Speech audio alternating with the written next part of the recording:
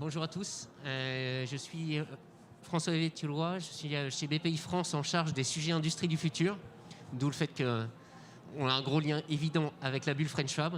Et je suis ravi d'inviter sur scène Pierre-Marie Gaillot du CETIM, avec qui nous travaillons depuis longtemps et on n'a pas fini, encore plein de sujets à faire, et Jean-Marc Defour de chez Fayol, qui vont venir nous parler du rôle de l'humain dans l'usine, parce que le 4.0, en fait, c'est pas d'abord un sujet de technologie, c'est d'abord un sujet de personnes.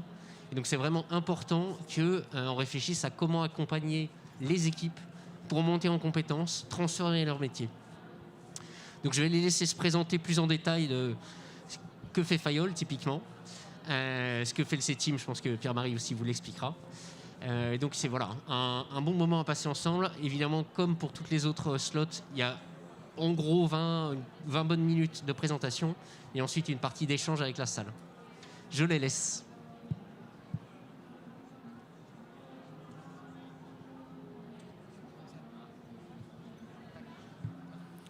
Bonjour à tous.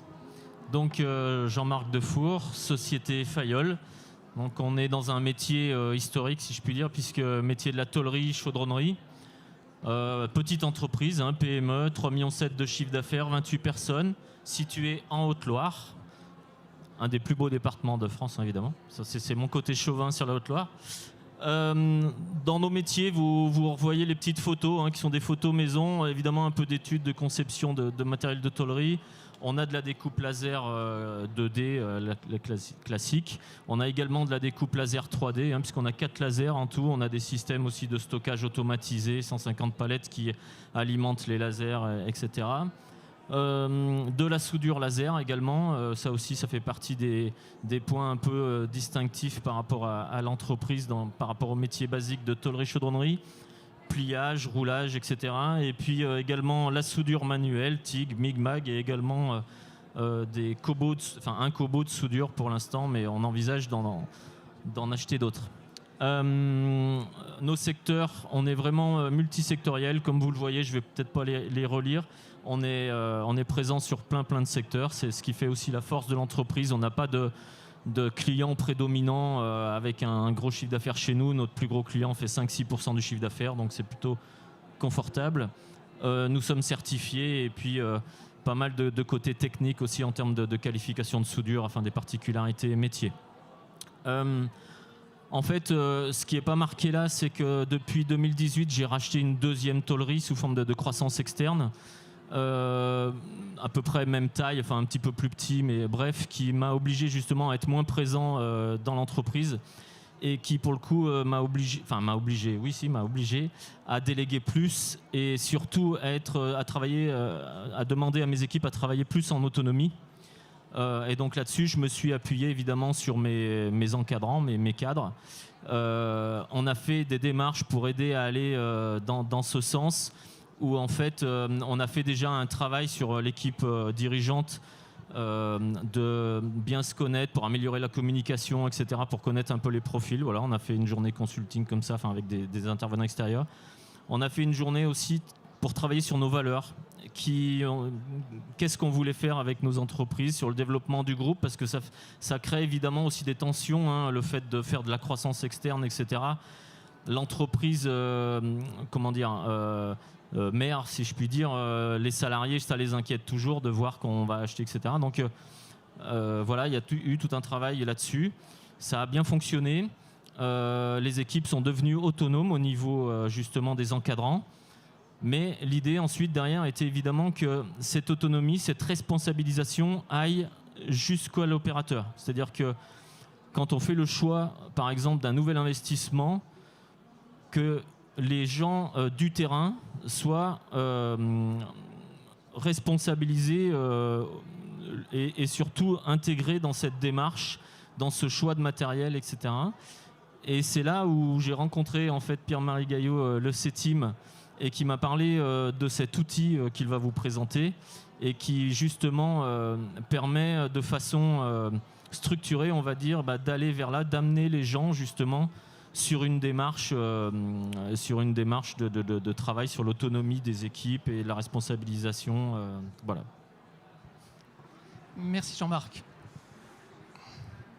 Donc, pour illustrer tout ça, j'ai commencé ma carrière en tant que technicien sur des machines, et je voyais des ingénieurs super fiers venir me dire: j'ai pensé une machine super nickel pour toi, tu verras les outils, c'est géant, avec ça, ça va te simplifier la vie. Donc il était un petit peu à gauche, hein, super fier, là, hein, je te montre un petit peu ce que j'ai fait, et moi j'étais là, mais si tu m'avais posé la question, c'est pas de ça que j'ai besoin pour bosser, pour bien faire mon travail. Et donc, l'idée est venue aussi de dire comment on pourrait retourner la chaussette dans la manière de concevoir la chose du travail. Et c'est ce qu'on va dérouler juste là. Donc, il y a un principe fondamental. Jean-Marc en a parlé au niveau des cadres, c'est vrai au travers de tout être humain. Tout être humain, l'homme en général, a besoin d'autonomie. Et cette autonomie, elle peut se faire sur 3 champs. Elle peut se faire sur l'environnement de travail, la manière dont j'organise mon poste de travail. Elle peut se faire sur les tâches, ce que je fais et ce que je ne peux pas faire. Elle peut se faire sur des systèmes de décision.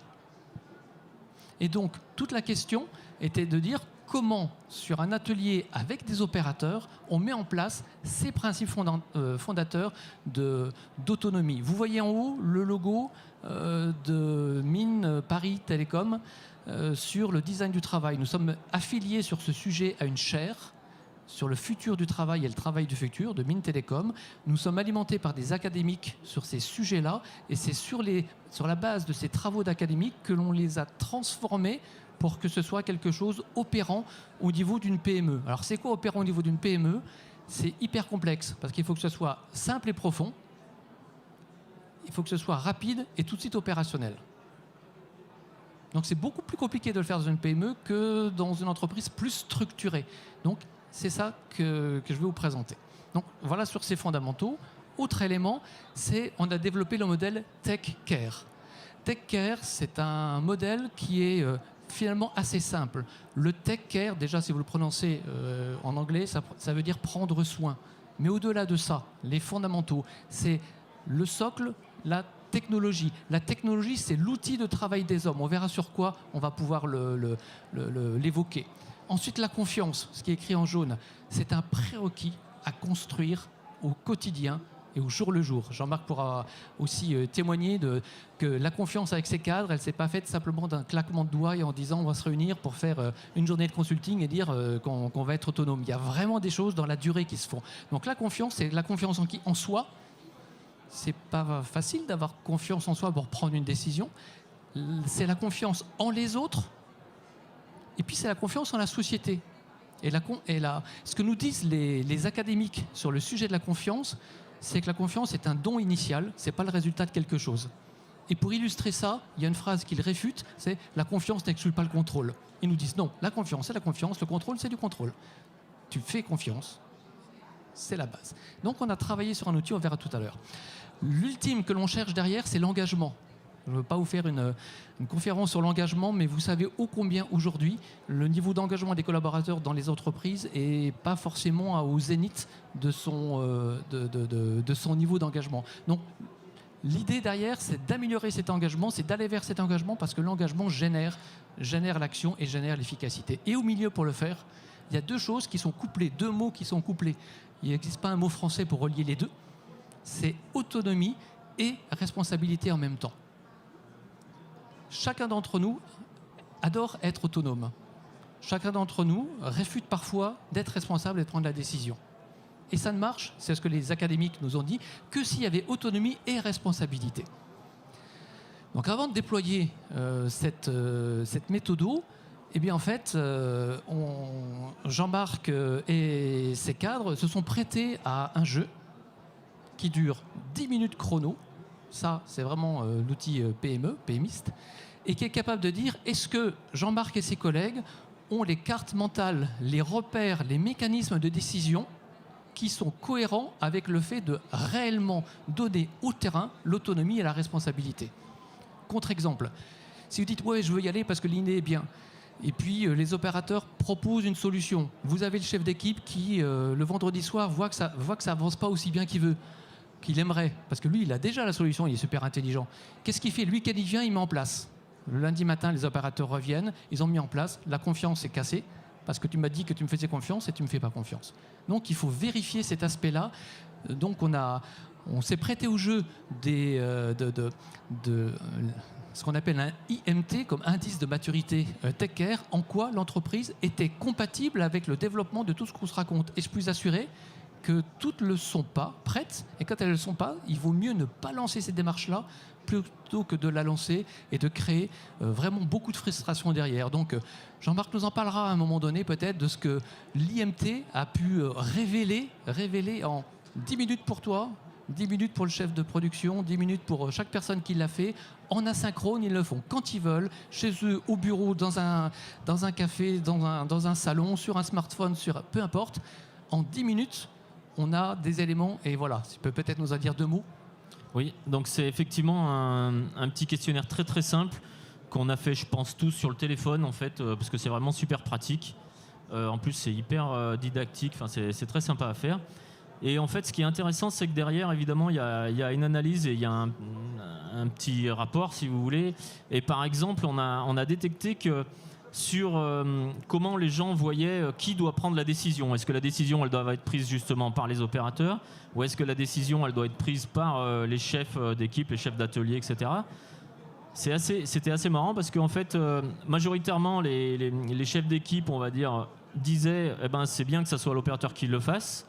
Et les opérateurs disaient le contraire, c'est-à-dire ça serait bien, en fait, pour nous, ceux qui prennent la décision d'achat machine, c'est le responsable.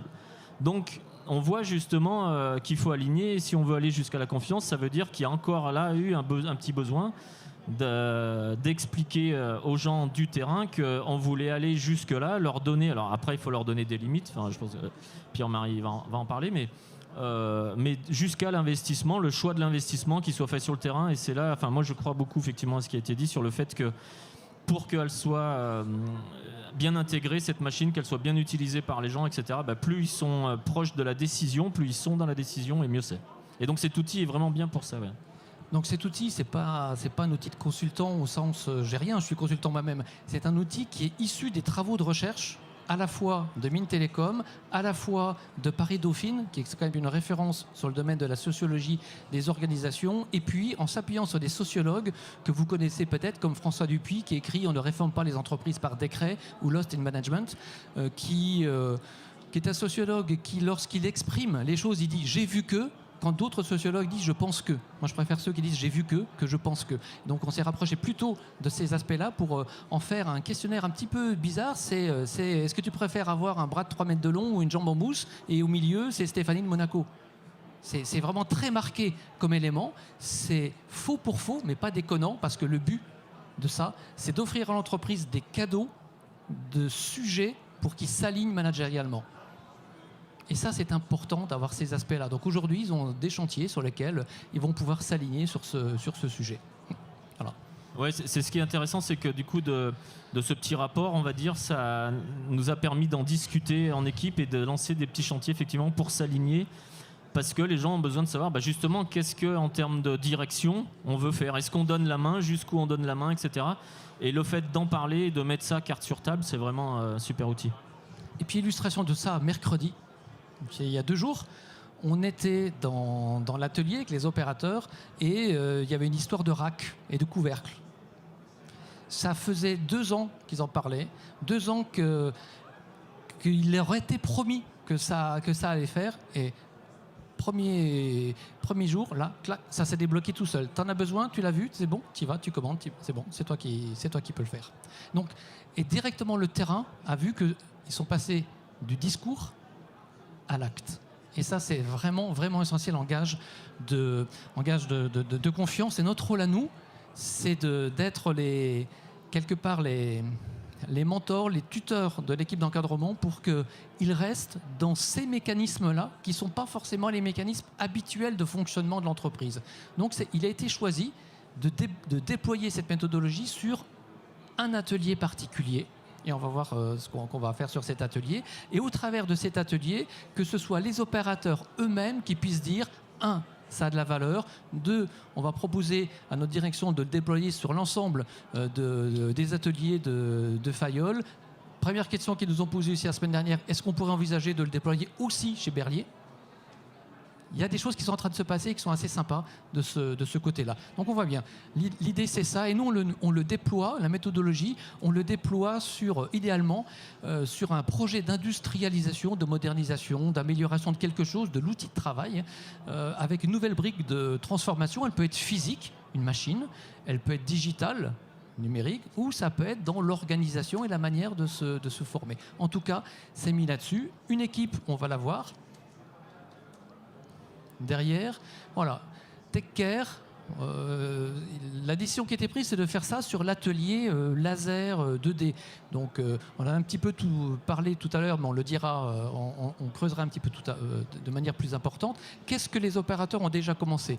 Déjà, il y a eu le lancement qui a permis de redire les fondamentaux de TechCare. Vous les avez eus, il y a le dessin, il y a ces éléments de principe d'autonomie, les principes de TechCare. Voilà, ça c'était le lancement officiel. Mais quelque chose qui était beaucoup plus important encore, vous voyez au milieu des hexagones, ouais, je crois, avec des choses qui sont écrites en bleu, des choses qui sont écrites en orange, des choses qui sont écrites en vert, des choses qui sont écrites en rouge. En bleu, c'est là où, d'ores et déjà, dans l'organisation qui existe déjà aujourd'hui chez Fayol, le terrain est déjà autonome. En rouge, c'est là où c'est dit non, ça c'est un domaine réservé à la direction. Ces décisions-là, c'est la direction qui les prenne. En orange, c'est des choses sur lesquelles le terrain pourrait tout à fait être autonome, mais pour ne pas augmenter la charge cognitive de la responsabilité liée à l'autonomie, on leur dit, ben voilà, vous êtes autonome dans la prise de décision, mais vous pouvez faire appel au conseil auprès de votre encadrement si vous voulez vous rassurer. L'idée, à la fin du chantier, c'est que le jaune passe au bleu.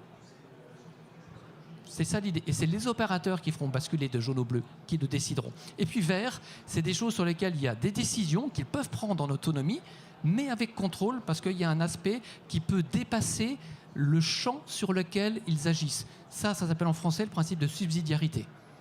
C'est-à-dire que lorsque ma décision impacte sur autre chose que l'atelier sur lequel je suis ou la zone sur laquelle je suis, eh bien, il faut que je m'assure que je ne vais pas faire des déports. On va en lire quelques-uns. Voilà. Le fait de... Voilà. Les congés et les absences. Aujourd'hui, ils sont autonomes sur la date à laquelle ils vont prendre les congés et les absences. Ils vont s'autoréguler pour ça. On prend un autre élément, le choix et le suivi des formations. On prend un autre élément, le choix des indicateurs de performance. Bah oui, souvent les indicateurs de performance, c'est descendu par des systèmes par le haut pour piloter quoi? La performance, la productivité, le côté financier. C'est important, mais pour l'opérateur, c'est aussi important, mais il y a d'autres choses qui sont importantes aussi. Donc, ils définissent eux-mêmes leurs indicateurs de performance. Ce qui est aujourd'hui dans le domaine rouge, c'est-à-dire sur lesquels, non, ce n'est pas le terrain qui prendra les décisions, c'est les notions de rémunération, mais peut-être qu'un jour, ça passera en bleu. Mais aujourd'hui, c'est encore un domaine de décision. Et le domaine de sanctions disciplinaires, encore une fois, pour libérer de cette charge de responsabilité en cas de dérive. Ensuite, regardez ce qui est en vert. En vert, c'est les décisions avec contrôle. On a le choix d'un nouveau collaborateur. Ça veut dire, globalement, c'est le terrain qui va faire le recrutement, qui va choisir, qui va sélectionner. Il y aura un point de validation pour s'assurer que les valeurs, par exemple, sont dans les... Mais à partir du moment où l'équipe a choisi, la personne aura un profil d'intégration. Donc ça va loin, là aussi. Ça va sur des modifications des horaires. L'heure à laquelle j'arrive, où je pointe, je pars, j'ai des badges. Voilà, ça c'est aussi des choses sur lesquelles il y a un contrôle, tout simplement parce que cet atelier laser 2D, il est relié à d'autres ateliers et des choix de ces horaires impactent aussi le choix des horaires dans d'autres ateliers. Donc là, il faut de la régulation. Il faut de la régulation parce que c'est ce qu'on appelle le principe de subsidiarité où l'impact de ma décision dépasse mon périmètre et là il faut que je me prenne de manière plus globale. Et puis en jaune, ce qui va passer en bleu, on l'espère bientôt, on va en lire quelques-uns. Voilà. Déjà, achat de matériel de production.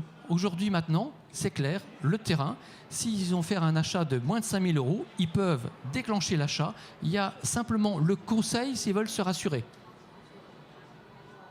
Peut-être que demain, ils seront rassurés, ils le déclencheront tout seuls. On voit la validation du cahier des charges des investissements. Je conçois un cahier des charges pour faire appel à l'achat d'une nouvelle machine, un robot, une machine de découpe, un système. Aujourd'hui, ils ont l'autonomie. On leur laisse la possibilité d'avoir le conseil pour que ce ne soit pas trop lourd. Et après, c'est eux qui décideront s'ils le passent en bleu. Mais déjà, la direction est prête à laisser ce champ-là dans le champ de responsabilité. Donc, vous êtes extraordinaire chez Fayol, mais c'est vrai. La modélisation, la modification de l'implantation d'ateliers. Bah oui, peut-être que les opérateurs vont dire aujourd'hui on s'embête parce qu'on fait tout le tour de quelque chose. Et pourquoi tu fais tout le tour de quelque chose? Parce qu'il y a un mur. Mais pourquoi tu casses pas le mur? Parce que le mur est là. Mais si tu enlèves le mur, ça serait plus facile. Voilà. C'est du basique comme ça, sur lequel ils vont pouvoir avoir des choses. On regarde la réception des équipements. Un équipement arrive, au bout d'un moment, la réception, c'est une responsabilité forte. Parce que réception, ça veut dire un acte qui, du point de vue comptabilité, génère une facturation, une réception. Voilà. Le terrain a cette autonomie de réception. Donc on voit jusqu'où ça peut aller sur ces aspects-là. Et puis, choix d'un fournisseur d'équipement. Qui je choisis par rapport à différents producteurs de solutions avec lesquels j'ai envie de travailler. Géant. Alors vous voyez l'équipe projet, voilà, elle est là, elle est présente dans son environnement de travail, devant la laser 2D qui est derrière. Et puis les premières informations sur le projet qui ont été faites, eh bien, il y a déjà des choses qui se font sur un poste qui est aval à cette machine, qui s'appelle un poste de dégrappage. Pour faire simple, il y a une tôle, le laser découpe, et au bout d'un moment, il faut enlever la pièce qui a été découpée pour la mettre dans une palette. Ce poste-là, en ergonomie, il y a mieux, en performance, il y a mieux, en valorisation, il y a mieux.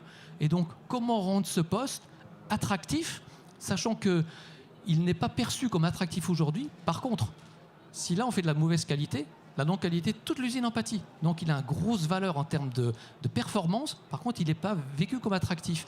Donc là, il y a des gens qui vont travailler dessus. Donc nous, on va mettre à disposition un alternant qui va être pendant 1 an à disposition de Fayol. Fayol va mettre à disposition aussi un doctorant qui va, pour le tiers de son temps, pouvoir travailler pour rendre ce poste attractif. Et je prends leur terme, fun. J'ose aller jusque-là, mettre de l'attractivité dans ce poste, mais c'est l'opérateur eux-mêmes qui vont le faire. Et puis, dernier élément sur lequel on va pouvoir aller, vous voyez ici un graphique. C'est quoi ce graphique? C'est ce qu'on appelle un Ikigai entreprise. Ça vient de l'Ikigai pour l'individu que l'on a développé en méthodologie en termes d'Ikigai entreprise. Pareil, ça se fait en 10 minutes par chaque personne. Et l'idée, là, c'est de mesurer s'il y a des frottements entre ce que la transformation est en train de faire et là où le terrain le vit. Et s'il y a des frottements, on va pouvoir agir soit sur des côtés organisationnels, soit sur des côtés communicationnels, soit sur des côtés de choix, de solutions. Et donc, on a l'indicateur qui permet de mesurer quelque part l'engagement. Et là, vous avez 2 courbes où vous voyez en rouge d'un côté, en bleu de l'autre, des évaluations entre 2 périodes pour voir si, globalement, encore une fois, plus on est proche du centre, plus on est congruent entre la direction et le terrain, plus on est écarté, plus ça met des points, des zones de travail. Et là, on voit, par exemple, sur cet exemple-là, entre la première évaluation qui était en bleu, la deuxième qui est en rouge, ça va globalement dans le bon sens. Mais attention, il y a une dérive sur la compréhension de ce que veut le patron. Il va falloir qu'il rebosse ces trucs. Mais c'est le terrain qui le dit. Voilà. Vous voyez, et puis ensuite, il y a des éléments, et on en terminera là-dessus en termes de conclusion, sur lesquels vous avez quelques points de rendez-vous qui ont été dits avec l'équipe. Un point de rendez-vous en décembre, sur lequel il y aura vraiment l'identification de ce que sont les problèmes, de ce qu'est le travail réel et de ce que sont les zones à améliorer, pour en mars avoir le cahier des charges qui soit réalisé, pour que dès juillet, les solutions soient complètement retenues. Alors on peut se dire c'est long, mais vous êtes tous industriels, vous savez que lorsqu'il faut intégrer un nouvel investissement, il y a un certain nombre de délais, notamment les délais des fournisseurs, pour être capable de mettre en place ces éléments-là. Et donc c'est un projet qui a une fin en termes d'accompagnement, mais qui, on l'espère, n'aura pas de fin pour Fayol dans son déploiement. Voilà, je te laisse la conclusion. Ouais. Oui, effectivement, l'idée c'est de déployer. Alors juste, je prends 1 minute pour expliquer un peu le poste parce que ça paraît simple en fait, le dépilage, ce qu'on appelle chez nous le dépilage, donc d'enlever effectivement les pièces qui ont été découpées. Ce qu'il faut bien comprendre, c'est qu'on fait beaucoup de petites séries, voire d'épiceries, et en fait sur une seule tôle, vous pouvez avoir des fois 5 commandes. Et ensuite, il va y avoir une autre épaisseur, ça va être une autre tôle à dégrapper, mais qui vont faire partie de la même commande, etc. Et donc, c'est très complexe, en fait, sans parler des problèmes de TMS, effectivement, et les problèmes. Donc, c'est un poste qui effectivement n'attire pas. On a du mal effectivement à garder les gens qu'on prend pour embaucher sur le poste de dépilage. C'est des postes effectivement où on ne cherche pas des compétences énormes, mais par contre on a besoin quand même de gens qui soient rigoureux parce qu'ils visualisent aussi la qualité de découpe, s'il y a de la bavure, etc. Enfin bref, ça paraît simple comme poste, mais en fait c'est effectivement un poste qui est très compliqué en fait finalement. Voilà. Et donc l'idée effectivement c'est de faire ce premier projet sur ce poste-là et ensuite de le décliner dans l'atelier, dans les différents ateliers, puisque comme je vous ai dit, il y a l'atelier découpe 2D où on voit l'équipe, on a un atelier découpe 3D où on n'en voit pas l'équipe mais où il y a une autre équipe, l'atelier chaudronnerie, etc. Et donc l'idée c'est de décliner effectivement par rapport aux problématiques rencontrées dans l'entreprise. Et j'en conclurai là-dessus. Pourquoi on a choisi ce poste? Parce que Jean-Marc a dit, voilà, on a tout essayé, ça ne marche pas. Ben on a tout essayé, oui, non, on n'a pas tout essayé. On a tout essayé avec des démarches classiques d'ingénieur. Ben, on va essayer avec des démarches de bon sens et de terrain. Donc on va retourner la chaussette sur la manière de prendre les problématiques. Merci à tous les deux. On a encore quelques minutes pour les questions-réponses. Si vous n'en avez pas, moi j'ai déjà une première question. On n'a pas évoqué la taille de l'atelier. De combien de personnes est-ce qu'on parle sur cet atelier découpe 2D ? Alors sur la découpe 2D, en fait, on a joint également les gens qui font l'expédition, puisqu'en fait, ils sont directement liés aussi, puisque la préparation. Donc sur l'atelier laser en lui-même, on va dire qu'ils sont 5, et on a adjoint des gens aussi de l'expédition, de la préparation, voilà, pour que ça soit une équipe projet où on mesure aussi les impacts de ce poste, mais en amont comme en aval. C'est ça. On a inclus au travers de ce poste les clients de ce poste, c'est-à-dire ceux qui vont avoir le résultat du travail fait sur le poste, et quelque part les fournisseurs de ce poste, c'est-à-dire ceux qui leur donnent la matière à alimenter, parce que voilà, il y a beaucoup de choses là-dessus. Donc le poste, ses clients, ses fournisseurs. C'est le périmètre. Ok, alors n'hésitez pas à poser des questions, on n'est pas très nombreux, tant mieux, profitons-en. Allez-y, parlez fort juste, parce que... Ah bah non, il y a même un micro, encore mieux. Bonjour, vous n'avez pas parlé de votre rencontre. Qui a appelé qui? Comment vous êtes rencontrés? Est-ce que c'est par le biais du troisième interlocuteur? En l'occurrence, non. Oui. Pas que je le sache du moins. En fait, c'est un hasard de vie. C'est le hasard de la vie, ouais, ce que j'allais dire. C'est un hasard de vie. Il y a eu une conjonction de plusieurs choses. Des posts que j'ai fait sur ce sujet-là, en disant on croit que l'on peut résoudre des problèmes en mettant l'homme, non pas comme fournisseur, mais comme client. Tout le monde dit on met l'homme au centre. On le fait assez peu. On le met comme fournisseur de quelque chose d'autre dans l'objet. Donc on inverse l'objet et le sujet. Et on s'est rencontrés. J'avais un collègue qui en même temps faisait une visite cotisant. Oui, voilà, parce que le CETIM a également effectivement des sujets robotiques, etc. Et on avait fait appel au CETIM pour le sujet robotique, et c'est donc ce collègue-là qui, en voyant ce qu'on faisait, qui m'a parlé de Pierre-Marie Gaillot. Du coup, j'ai vu les posts, enfin voilà comment ça s'est fait. Ouais. Et ça, après, tout simplement, on s'est fait un Skype, enfin c'était un Teams en l'occurrence, et en disant, ouais, ça peut fitter. Et puis là, il y a eu le moment de vérité en disant, Monsieur Defour, avec tout le respect que je vous dois, je ne sais pas si vous êtes mûr pour ça. Donc, je vais vous proposer d'ausculter vos cartes mentales. Et on a fait une auscultation des cartes mentales, c'est ce fameux outil IMT en 10 minutes avec un peu fun. Et puis derrière, il m'a dit, ouais, je dis, ok, c'est compatible, on peut y aller. Ensuite, on a ausculté les cartes mentales de son directeur. On a vu qu'ils étaient compatibles entre eux. Ensuite, on l'a fait avec les acteurs de terrain en leur demandant avant s'ils étaient d'accord, s'ils voulaient le faire. Les acteurs de terrain sont cohérents entre eux. Les acteurs de terrain à la direction, sur la grande majorité, cohérents, mais sur des points particuliers, pas du tout. Et ça, c'est des chantiers à travailler. Il y avait une autre question dans le petit temps qui nous reste, allez-y. Ce que vous présentez ressemble beaucoup à une transition vers l'entreprise libérée, c'est ça ou... Alors, c'est dans les travaux de l'Institut Mines Télécom, il y a un des volets qui s'appelle ARO, comme autonomie et responsabilité des responsabilisations des organisations. Il y a eu des entreprises qui ont été auditées, c'est-à-dire sur le chemin, etc., dont des entreprises libérées. On a pu regarder ce que ça permet de faire et surtout les pièges que ça représente.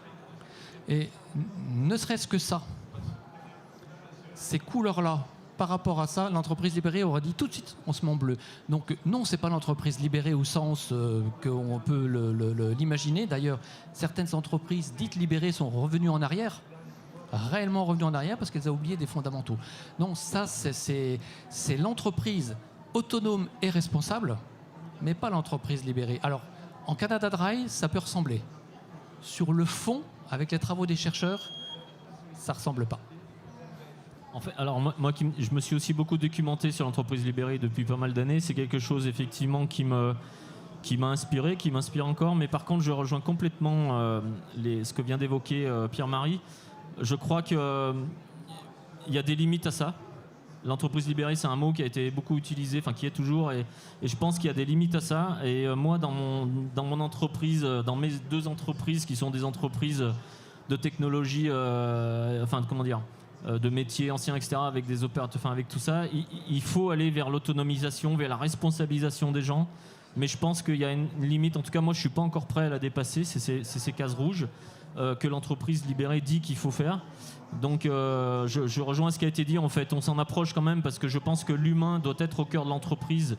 Et ça, c'est vraiment ma façon de voir les choses. Et je souhaite et je suis convaincu que la performance de l'entreprise passe avant tout par l'humain. J'en suis convaincu, d'où la démarche. Par contre, l'entreprise libérée, aujourd'hui, c'est un mot dont je me méfie un peu pour ces raisons-là, quoi. Alors on a eu le gong nous disant que c'était fini. Donc les intervenants vont rester un petit peu, vous pourrez les interroger. Je vous rappelle que dans 10 minutes, on reste sur l'humain, mais on passe à la couche du dessus. Là, on était très opérateur. On va parler plutôt management intermédiaire dans 10 minutes. Donc vous pouvez rester. Merci à vous. Merci.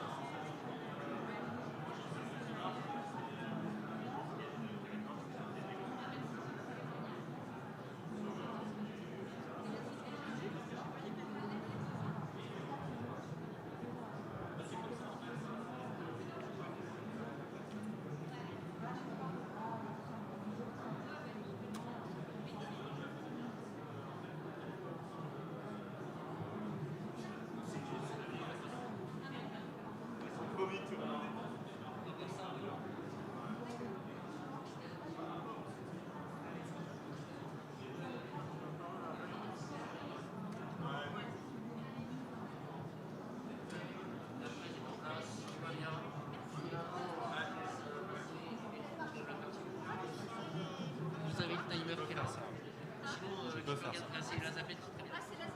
Je sais pas si les machines, j'ai pas vérifié si ça marchait pas. Les micros, c'est bon. J'ai pas vérifié si la zapette marchait. Je pensais qu'il fallait activer sur le. C'est l'heure. Mais je reste pas sur scène. C'est bon? Je reste pas sur scène.